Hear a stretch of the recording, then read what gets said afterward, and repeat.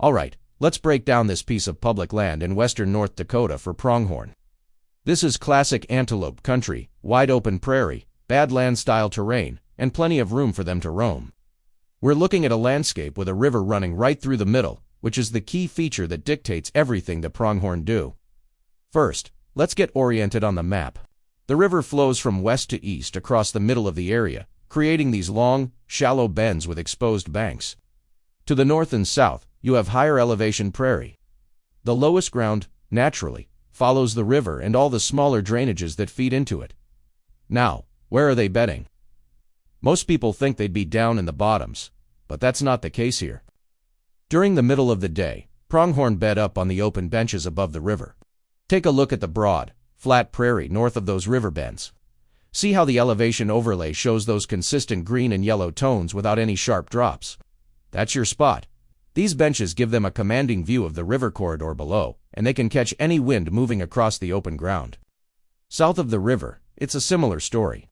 They'll bed on the slightly higher rolling ridges, especially where the terrain flattens out just before it drops into a drainage. For feeding, think early morning and late evening.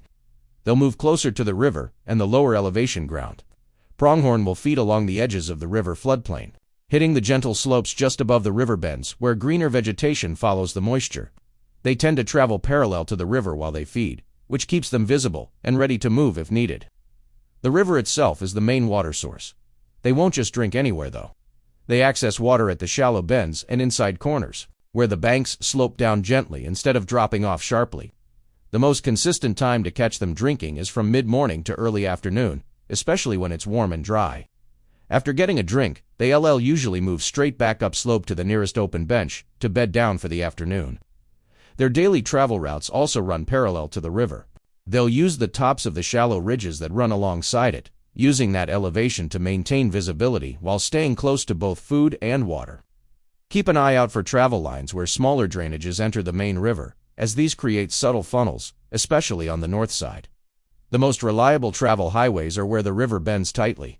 This forces the animals onto that narrow strip of flat ground between the water and the rising prairie, creating a natural pinch point. If you find any fences or two-track roads near these bends, they'll almost always cross at the lowest point near the river.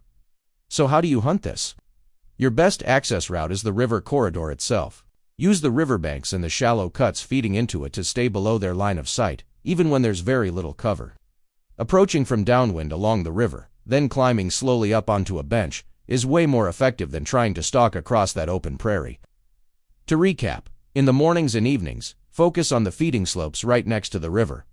During midday, glass the open benches north and south of the river for bedded antelope. And from mid-morning to afternoon, check those shallow river bends for watering activity, and then the nearby high ground. In terrain like this, the river dictates everything: feeding, watering, travel, and your access.